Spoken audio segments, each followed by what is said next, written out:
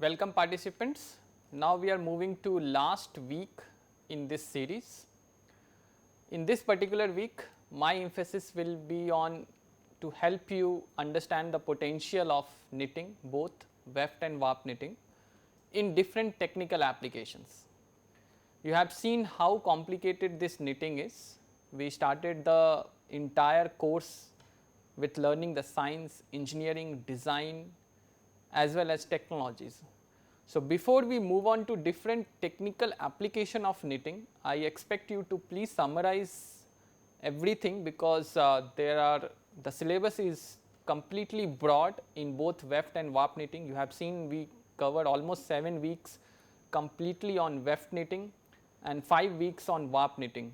So, in this particular lecture, before I move on to show you different technical application of knitting, I am going to summarize whatever we have covered so far in 11 weeks. Once you have the complete understanding of knitting, then I expect you to explore this knowledge and apply this knitting principle in other applications. So, let us move on to the summary part. We have seen like weft and warp knitting are completely different in the way they are being formed. Both create loops, but the formation and the principle of knitting is different in weft as well as warp knitting. In weft knitting, you have seen the movement of yarn was along the fabric width, which is actually called weft in case of weaving. So, that is why we call this as a weft knitting, where the yarn movement is from left to right or right to left along fabric width directions. The beauty of this particular knitting is because the formation of loops in such a way that each loops get equal tension from its neighboring loops. If you see the sinkers of which is connecting a particular loop with the left and right loops, they are in equal and opposite directions. Because of that, the symmetry is formed, and you will see mostly stable loops in case of weft knitting. Here also, if you see the movement of yarn, you can connect the loops of the same course. If you see particular loop, they are connected with other loops in the same course, and it is holding the loops of top and bottom by its head and feet. While in case of warp knitting, the principle is completely different.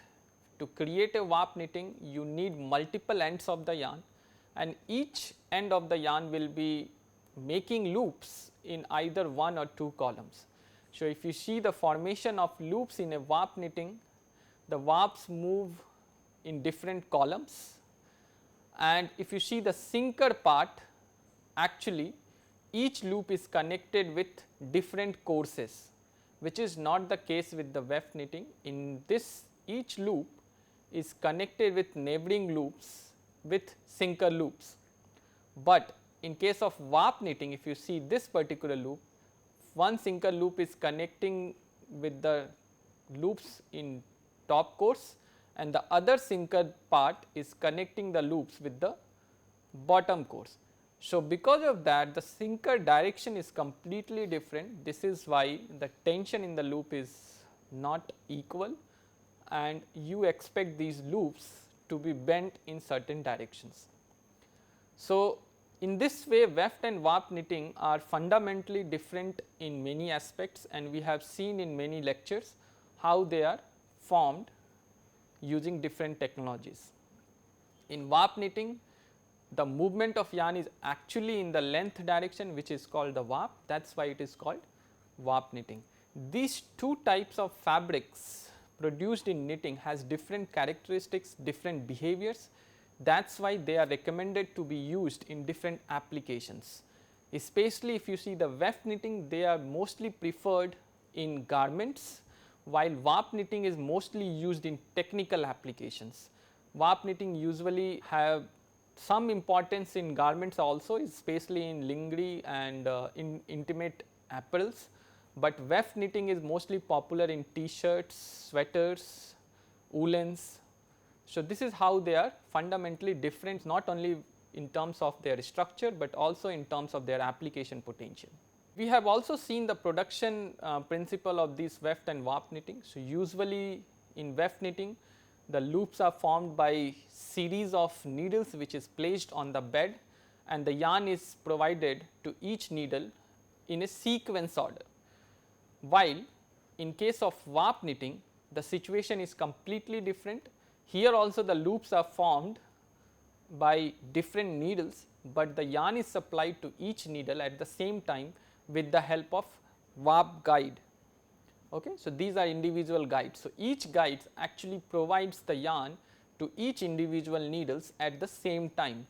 So, that is why the production of warp knitting is much faster compared to weft knitting, because in weft knitting the sequence of loop formations in a order, while in case of warp knitting all the loops in a course are formed at the same time, while in the weft knitting the loops in a course are formed either one at a time. So, either from left to right direction or right to left directions, because the feeder provides the yarn in a sequence order to each individual needle, while in case of warp knitting guides provide the yarn to each needle at the same time. So, production capacity of warp knitting technologies is much faster compared to weft knitting. We have also seen the principle of loop formation. In terms of principle of loop formations, in both in weft and warp knitting it's remain almost same, because we actually use the needle in the formation of loop, because to form a new loops the old loops must come out from the latch and head part, and then the new yarn should be cast on, and old loop should be knocked out from the needle. So, this is the principle of loop formation in weft knitting.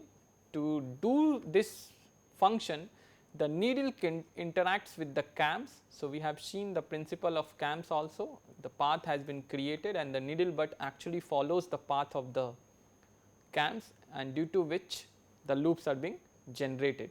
So, the sequence is like this, so which also we have seen. So, the needle starts from the resting position, then the latch gets open because the needle butts interact with the raising cam. After that the old loop is cleared, you can see it here. So, old loop is getting cleared, and this is due to clearing cam.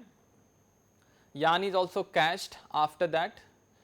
After yarn is cached, the needle starts moving downward or inside the bed with the help of a stitch cam. So, once the needle butt interacts with the stitch cam, this is the stitch cam, it actually pulls the yarn, latch gets open and the loops get knocked out from the needle, especially the old loop, and the new loops get formed here, which is shown in the figure.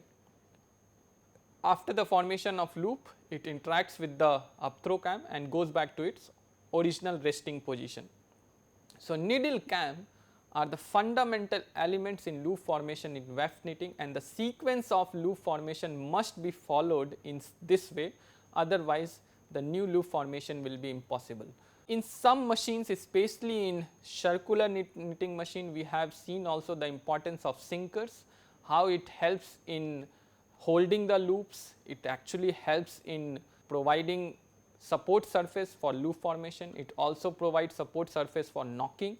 So, in some machines sinkers also become an integral part of loop formation. So, that is why needle, cam and sinker, these are the three principal elements in loop formation in weft knitting. If you see warp knitting, in warp knitting also these three elements work together, especially in needle, guide and sinker.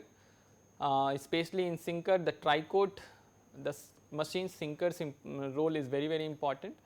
So, we have seen how the guide bar does the swinging and sogging motion and provides the yarn, and all those sequence of loop formation remain same as it was there in weft knitting. The old loop was cleared and then the guide bar actually provides the yarn to the needle with the help of swinging and sogging motion, and then old loop is knocked out from the surface and the loop is formed. So, in the loop formation of warp knitting, what is more important for us is to understand the swinging and sogging motion of this guide. So, the guide is actually attached with the bar, and this bar actually swings from the back side to the front side, and also it moves laterally in the direction of needle bar to provide yarn to the needle. So, swinging motion from back to front of the needle. So, this is the swinging motion, first swinging motion, and then shogging motion on the front side of the needle which is called overlap. Then another swinging motions, the swinging from front to back side of the needle, and once the yarn is being supplied to the needle on the front side, now the guide bar switches its position from one needle to other needle. So, this is the 4 types of motions which each guide bars does during the loop formation in warp knitting, and you get yarn supply for each individual needle. So, here also you can see the yarns, the old loops actually comes out, and then guide bar supplies the needles in this way, and then old loop is actually knocked out from the surface of the needle. So, this is important in loop formation in warp knitting, and we have seen how important it is to understand the swinging and shogging motion. So, all the engineering designs of a warp knitted structures is generated if you understand the importance of overlap and underlap as well as swinging motion. So, we have given sufficient time on understanding the overlap and underlap in warp knitting technologies. In weft and warp knitting, we have seen so many different types of fabric structures. So, there was some design principles which was involved. So, I expect you to understand some of the basic design principle which is actually being used continuously for designing different types of knitting. That is the beauty of knitting. Even with the same machine, you can generate 100 types of design and 1000 types of structures depending on if you understand these design principles. So, if you see the weft knitted structure, you need to understand the importance of loop stitch, where you have one either technical back side you are forming the loops or technical front sides you are forming the loop. The other stitch which is also important is the tuck stitch, which is associated with the held loop, and this tuck stitch, which is actually the legs are open because there is no old loop which is there to hold the new loops. Because of that, the legs of the loops get open up. So, that is called tuck stitch. The another one is the miss stitch or the float stitch, which is also very important. Here the needle does not catch the yarn, new yarn, and it still holds the old yarn. So, because of that, the yarn remains floating in place of that needle. So, this is the float stitch which we have seen in the videos also.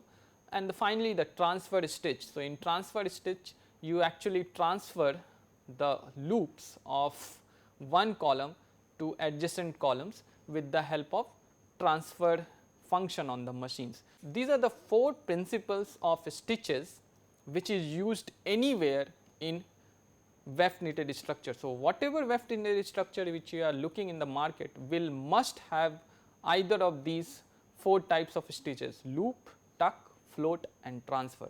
So, here is the animation also, you can understand how these are created on the machines. The first one, the simplest one, is the loops continuously being formed on each needles of the bed, that is called loop stitch. So, you can see all the needles are doing clearing, knocking, catching. So, this is how you create loops.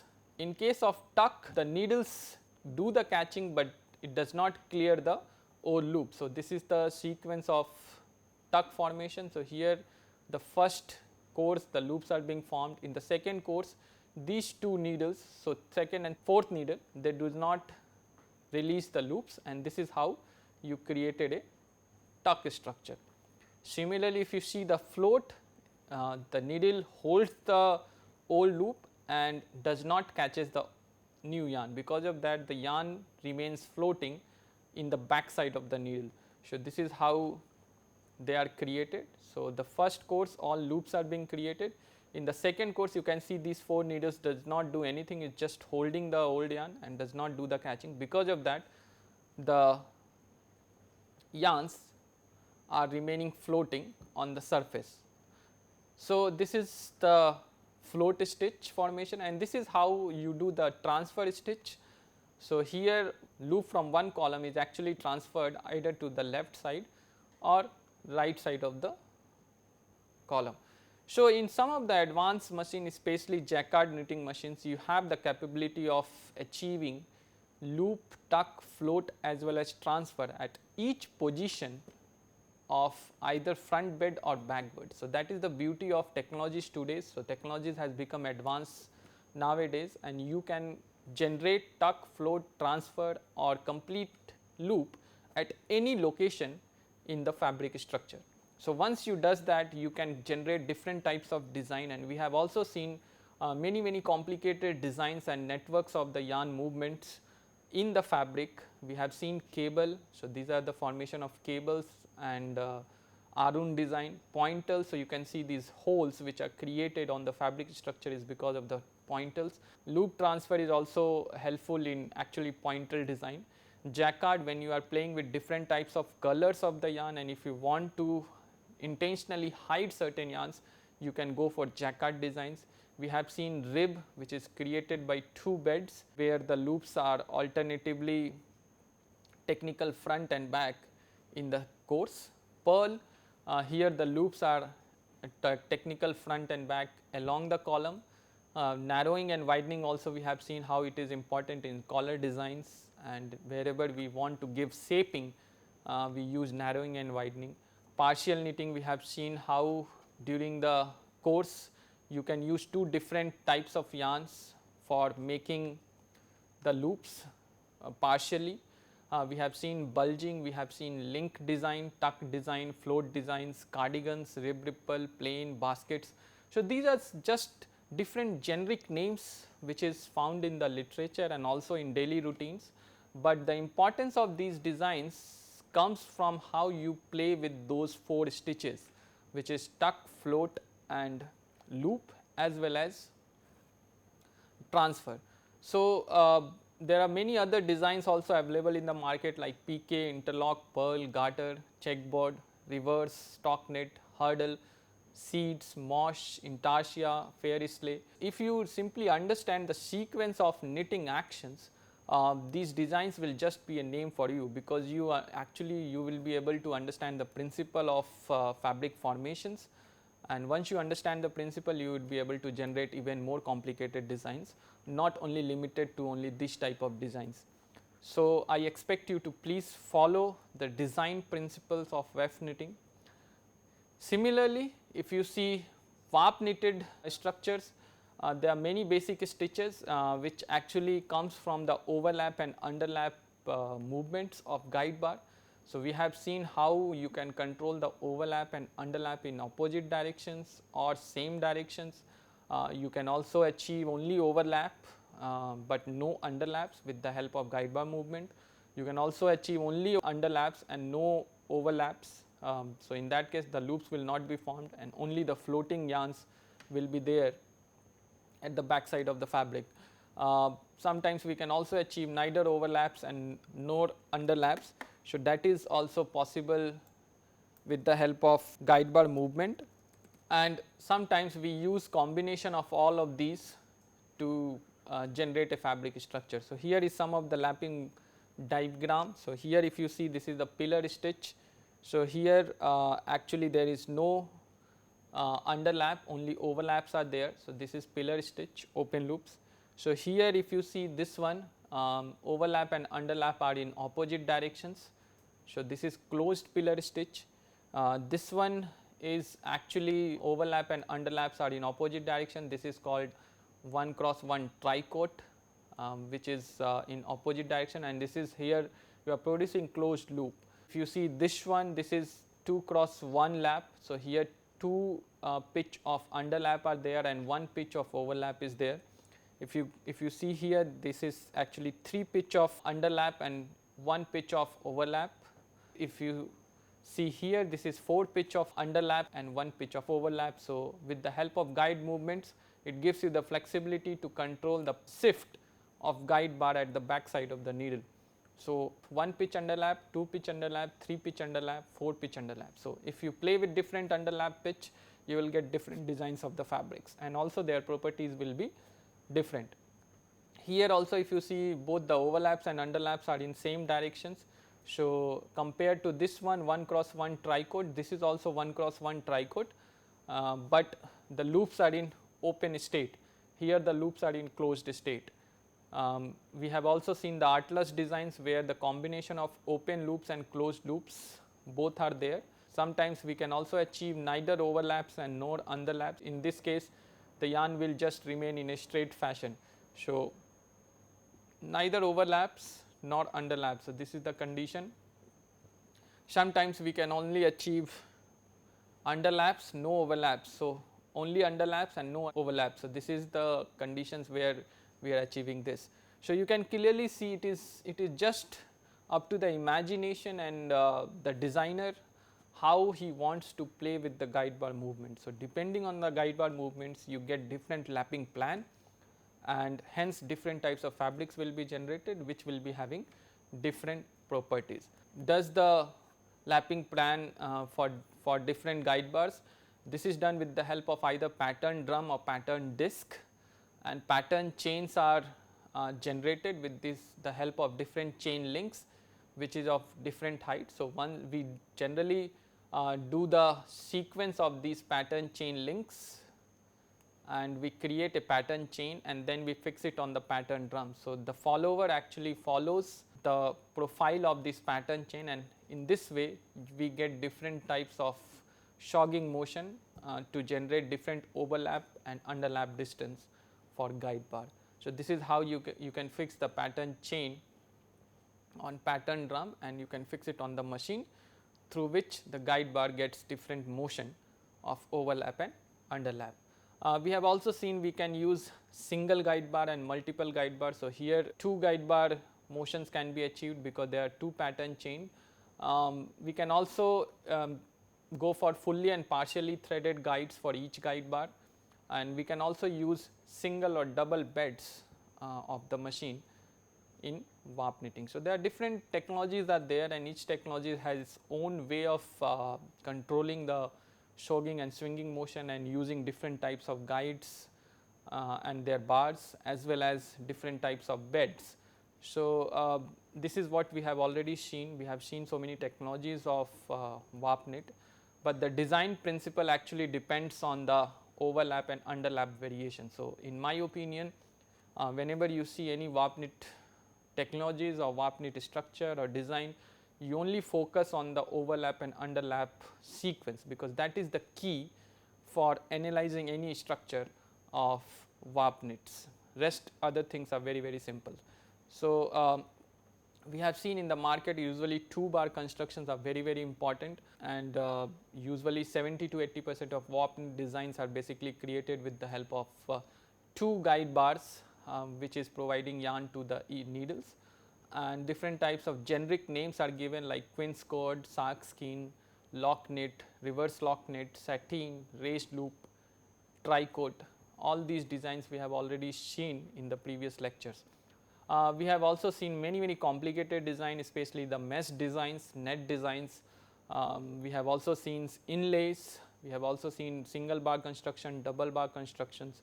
We have seen how you can control the different amount of underlaps for front bar and guide bar to control properties. So, both weft knitting as well as warp knitting gives you the flexibility to play with different designs of the fabrics. So, in my opinion, whether you are interested in weft knitting and warp knitting, you first need to understand the design principle and their science, and then you go for the technology aspects.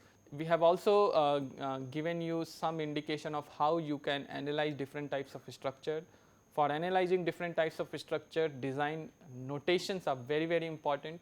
So, I have given you some hints of how even very complicated loop structures can be denoted by simple designs, and notation followed throughout the world, because you have seen the knit structures are very complicated. So, notation is very useful in analyzing these structures. So, here we have seen box and point diagram.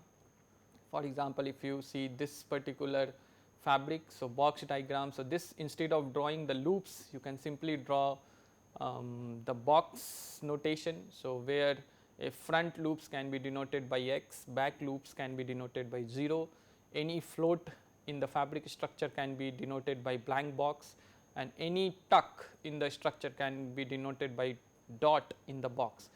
And if there is a transfer, you can simply put the arrow of that particular loop. If it is transferred from left to right, you can put the right arrow, shifted to left direction, you can put the left arrow. So, all the 4 stitches which is important in knitting can be denoted with the help of box and point diagrams. So, here also you can see these are the box and point diagrams. So, these are the point diagrams where you actually see how the needles are placed on the machines, because sometimes box diagram does not give the hint whether it is created on single bed or double bed, but point diagrams actually gives you the indications of how the needles are placed in realities, and also whether it is a single bed fabric structure or double bed fabric structures, that can also be find out with the help of point diagrams. Also, the positioning of needles on each beds can be known, which is called gating. So, whether it is a rib gating, then both the sets of the needles are shifted by half pitch with relative to each other. If they are making interlock fabrics, then both the needles will be facing each other. So, this is how point notations are also very useful. Not only it gives you the indication of fabric, but also it gives you a lot of understanding about the gating and needles arrangement of different beds which is used in fabric development. If you see warp knit structures, warp knit structure notation is even more simpler than the weft knitted, because here although the fabric structure is very complicated, but if you carefully analyze the movement of each yarn, then you can relate that with the help of lapping diagram and lapping plan. So, in lapping diagram, actually the movement of each yarn is actually given by the guide bar. So, it is the guide which is used in notation of warp knit structure. So, the guide bar positions is placed with respect to the needles. So, usually the guide is placed in the space between 2 needles. So, that guide bar position is denoted at 0, 1, 2, 3, 4, something like that, and depending on how the guide bar is shifting from one needle to other needles, that shifting is actually shown with the help of diagram or plan. So, 1 0 for example, here indicates the guide bar is shifting from first position to 0 position. So, this is the first position and this is the 0 position. So, if the dash is coming, basically it is doing overlap. So, it is shifting on the front side, then 0 to 2. So, 2 is again it is shifting from 0 position to 2 position, and oblique is there. So, which indicates the underlap. So, the shifting can be done on the front side and back side. So, if it is done on the front side, that is overlap. If it is done on the back side, this is underlap. So, this is shown here. So, 1-0 is overlap, 0 to 2 is underlap, and then 2 to 3 is again overlap. After 3, the same sequence is repeating for this particular structure. So, 1 0 2 3. So, 3 to 1 is again underlap. So, this is how the notation is done. So, only for design repeat you have to give the lapping plan and lapping diagram. Automatically each guides will be doing exactly the same functions, and such a complicated structure is generated. The same thing is happening in double bar notation also. Here 2 sets of bars are used. You can see the black yarn and white yarn. So, there are 2 bars are used. So, for each bar you have to give its lapping plan and lapping diagram. So, this is a double bar notation. Similarly, if you go for 3 bar notations, you need 3 lapping plan and 3 lapping diagram. Similarly, if you go for 4 bar, 5 bar, 6 bar, depending on that you need to give different lapping notation and lapping plan. If you go for 2 beds design, again in the same sequence you can give the movement of lapping plan and lapping diagram for each guide bar when it is shifting from one needle bed to other needle bed. So, we have also seen how the 3D spatial fabric or pile fabric notation was done with the help of connecting guide bar, which is shifting on 2 beds. So, definitely warp knit structure is very complicated, but if you just follow the lapping plan and lapping diagram, the structure looks very simple. So, once the design principle is and science is clear to you, you should then look for the different technologies which is available. So, in my opinion, different companies have come up with different types of patents in their fields, and technology is nothing but it is actually helping the science and engineering. Science and engineering is more important in terms of product development. Technology just accelerate the production capacity. So, different types of technologies are available in the market in both categories, weft and warp knitting, and the list is very broad. So, in this particular series of lecture I would not be able to cover many different technologies, but in my opinion once you have the understanding of science and design, probably technology is just the cakewalk for you. So, you keep looking for new technologies in the field, keep looking for their functions and their patenting principle, how they actually generate loops and what are their capacities. So, in weft knitting there are different types of technologies are available. It could be flat knitting, it could be circular knitting. In flat knitting we can go for single bed, double beds. In double beds we can go for V bed, pearl knitting structures. Nowadays some companies have come up with 4 beds which is called seamless garment manufacturing. So, now the knitting has advanced in such a way that the entire garments can be generated with the help of 4 beds. So, there will be no need for stitching or cutting of the garment. You can simply you feed the yarn and the entire garment without any stitches will come out and you can simply wear it. So, those type of machine capabilities are also coming in the market and it has 4 beds. So, whatever I am listing is the basic one, definitely in different literature and different resources. Some other classifications might be given. So, you should not get confused with those classifications, rather you should focus on the principal aspects, why they are classified in that way. So, every author and every researcher has their own opinion on classification of machines. In my opinion, in simple terms, when the needles are arranged on a flat bed, then it is called flat category. When the needles are arranged on any circular beds, either on cylinder dial, then it comes under circular categories. So, sometimes we can have single bed where one cylinder is there, sometimes we can have double beds where 2 beds are there, either cylinder or dial. So, we have seen rib and interlock machines also in the practical. So, single and double bed flat knitting technologies I have already demonstrated in the practical. If you come up with any nearby knitting machines, I request you to please go and learn this knitting, because it is very useful and handy, and you will really enjoy doing knitting and making fabric development. So, this is the single bed, and with the help of cam you can generate the fabric in one go. This is the double bed where 2 sets of the needles are arranged in a V bed and you can generate the fabric and the fabric is folded between the beds. Similarly, you can have circular bed which is mostly automated. The production capacity is very faster because it is not manual, and automatically with the help of gear system the cam can be rotated on the cylinder, or cylinder can be rotated, cam can be fixed. So, this is the single circular bed. Here there was double circular beds, especially rib setting. So, here cylinder and dials are placed. So, cylinder in the vertical direction, dial in the radial directions. So, these are 4 types of technologies I demonstrated in the lab. Definitely in the market you will find even different types of technologies, but the design principle and the science of loop formation remain same.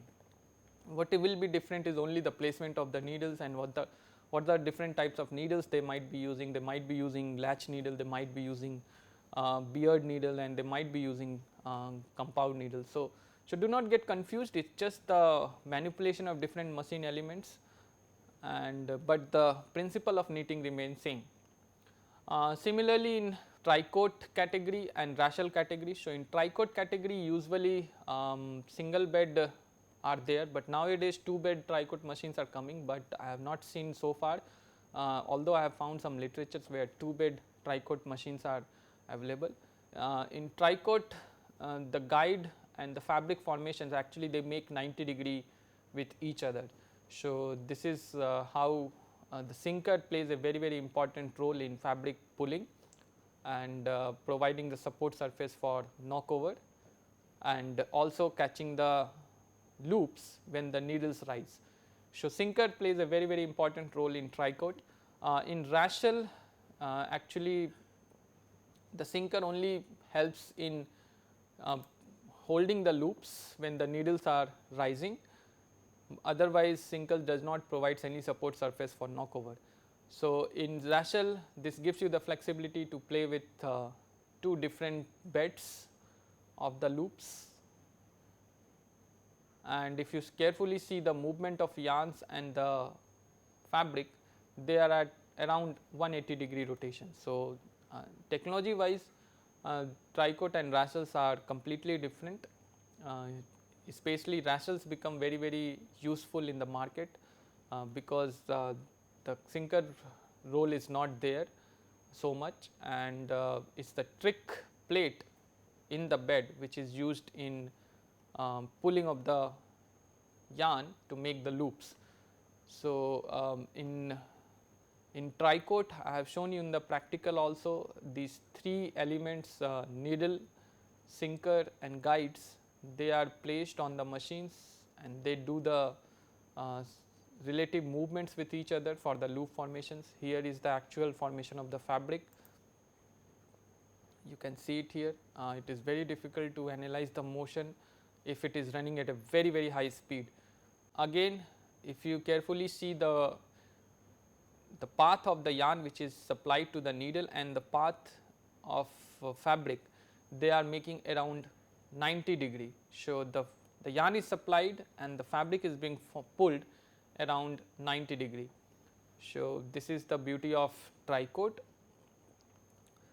If you see the Raschel, the yarn are supplied and the fabric is being pulled just beneath the bed of needle, and it is around 180-degree. So, definitely different tensions will be there in Raschel. Usually Raschel machines are very faster compared to Tricot machine, and in Raschel you can play with multiple guide bars because that gives you the flexibility. So, this is the Raschel machine and you have seen here the role of sinker is only to hold the loops.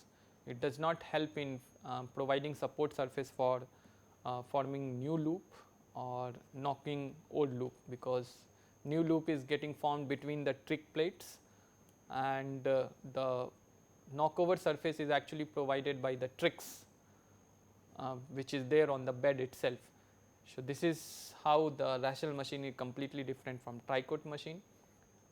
We have also seen the importance of double bed in formation of 3D spatial fabric or pile fabric. So, here you have multiple guide bars and here there are two sets of bed which is there. So, one needles will be making fabric from some of the guides, other set of the needles from different beds will be making another fabric with different sets of guide, and there will be some connecting guides which will be connecting the fabrics of both the beds. So, basically there are two layers of the fabrics which is getting connected by the connecting layer. So, here you can see there are two beds and these are different types of guides. So, some guides are making fabric on either of the beds and one guide or two guides will be there which will be connecting the fabrics from both the beds. So, this is how Raschel machines, and this type of arrangement will not be possible on Tricot. So, that is why Raschel is very important in technical applications, because that gives you the capability, because there is no sinker elements involved, the fabric can be just pulled from the back side of the bed, and that gives you a lot of flexibility in fabric designing for complicated structures. So, 3-dimensional structures can be created on Raschel double bed machine. Technical application. So, so far you have seen the science of loop formation, you have seen the design aspects of different stitches in weft knitting and warp knitting. You have also seen different technologies which are available for different types of fabric formations in weft knitting and as well as in warp knitting. So, once you have the science, engineering, design and technology aspects, then you can look for the knitting in different technical applications. So, in the next lecture I will be giving you many case studies in which you can use the weft and warp knitted for applying it in a different technical fields. So, all of these technical applications are not just limited to only certain fields, even you can also think for other technical application for these type of knit platform. So, in my opinion, the knitting just gives you a platform through which you can generate different types of products. So, for example, very recently shoe uppers are picking the momentum. So, in last 4 to 5 years you might have seen many new industries who is making shoe uppers for the shoes are coming, and you can imagine every individual on the planet use the shoes. Knitting is playing a very important role not only in t-shirts but also in shoes. So, this is the very prominent application of knitting, and there are a lot of profit margin in this particular business, and many new companies are coming out in daily basis who is making shoe uppers. Other key performance of knitting is to apply it on a e-textile. So, e-textile is also future. So, nowadays health monitoring is also becoming very important in the market, and where many sensors and actuators has to be integrated in the textiles. So, knitting is the only platform I must say, because that has lot of flexibility, and also the process is very simple. Because if you see the weaving, there are a lot of winding, warping, beating, sizing are there, but in knitting you just need one yarn and you can do the fabric development. So, the machine can be easily modified in case of knitting to integrate fibers or smart fibers or smart sensors in the fabric structures, which can be used for health monitoring. So, e-textile is very important in coming market, and it will be hardly 2 to 3 years from now where you will see lot of e-textile products being used by common man. Also you have seen the knitting importance in sports. So, in sports also you can design appropriate garments for particular sports like swims, for marathons, for footballs. So, different types of sports garments can be engineered to give comfort to athletes as well as sports person. So, sports also is a very big field, and many big companies are using knitting as a platform for generating a smart sports garment, which is key for the performance of these athletes. Knits are also being used in composites, especially profile composites. Knits are very useful because it gives you easy shear properties, and any shapes, complicated shapes can be generated with the help of composites, with the help of knit structures. Other big application of knitting is the cut resistance fabric, especially for protection. Knitting has a very good shear properties. So, definitely cut resistance gloves are now a key parameters in many companies to protect the workers from harsh environments. So, cut resistance gloves are also having a big market where knitting is being used, and especially weft knitted structures are mostly used in cut resistance gloves. Other technical applications like mosquito nets, agro nets, packaging, where also you will find mostly warp knitted structure is used. So, in next class I will be discussing lot of these technical applications. I have some products with me. I will show you how they have used different types of weft and warp knitting engineering for designing these type of fabrics, and they are really changing the course of these technical applications, because they are not only benefited, but they have also opened a wide varieties of scope for applying knitting in many other fields. So, what is the main important thing, because so far in last 11 weeks you have learned a lot of knitting. Now, the idea is how you are going to use knitting in engineering and design. So, that is why this particular week I kept as an example to show you how you can use knitting for designing different types of products.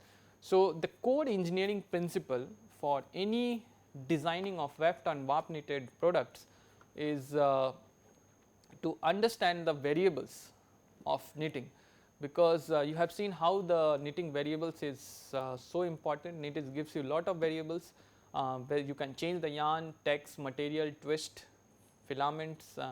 You can also with the help of machine you can change the loop length of the fabric, you can control the thread density, you can control the gauge of the machine, you can also generate different types of stitches, loop, tuck, float, transfer.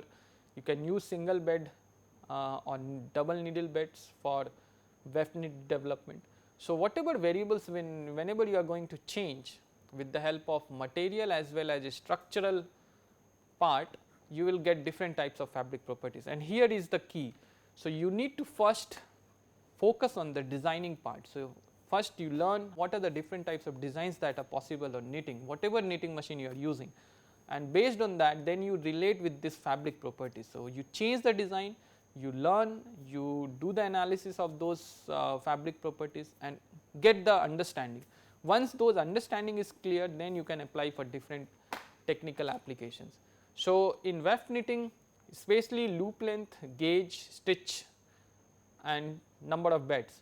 So, these are the key variables. Once you do that, usually the physical properties of the fabric like GSM, thread density, tightness, curling, mechanical properties like shrinkage, extensibility, tensile, recovery, other properties like permeability, porosity, shear, cut resistance, abrasion resistance. There are many properties which is linked with these variables. So, in my opinion, before you go for technical applications, you need to first understand the relation of these variables with the fabric properties, and that is key to the engineering. So, in research of any knitted structures, you first have to do the designing and get some relationship. Once you have these relationship clear in your mind, then ideally speaking whenever you go for any new technical applications, you will be clear about what type of design you will choose, what type of technologies you will choose, what type of materials you will choose, and then you can able to also control those fabric properties. Similarly, in warp knitting also there are lot of key variables like what type of yarn material you are choosing, text, twist, count, what gauge you are using, whether it is a 14 gauge, 20 gauge, 8 gauge, what are the stitch type you are using, how you are varying the overlap and underlap, how many guide bar you are using, whether you are using single guide bar, multiple guide bar like 2 bar, 3 bar, 6 bar, guide bar threading, whether you are used the full threading of each guides of a bar or you have used partial threading, especially for net structure we are using partial threading, or whether you are using single bed or double needle bed. So, these are some of the key variables. Once you change any of these variables, definitely the physical properties, mechanical properties and other properties of warp knit will change.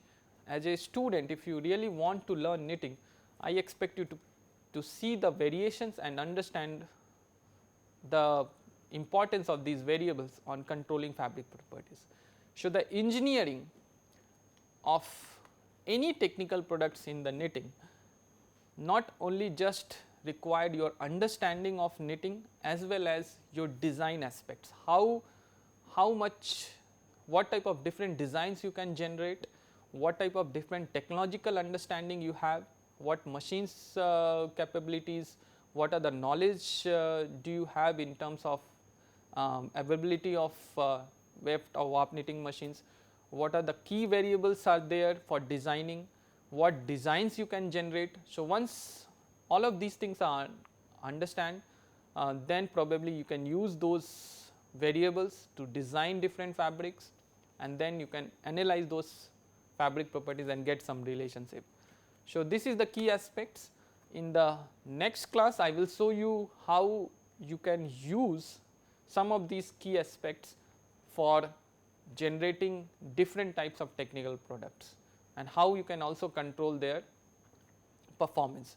So, in many fields like medical, in agriculture, in wearables, in sports, in cut resistance, in cushioning, there are many applications I am going to show it in the next class. So, with this I am ending this particular lecture. I hope I have summarized this particular knitting domain in a just single lecture.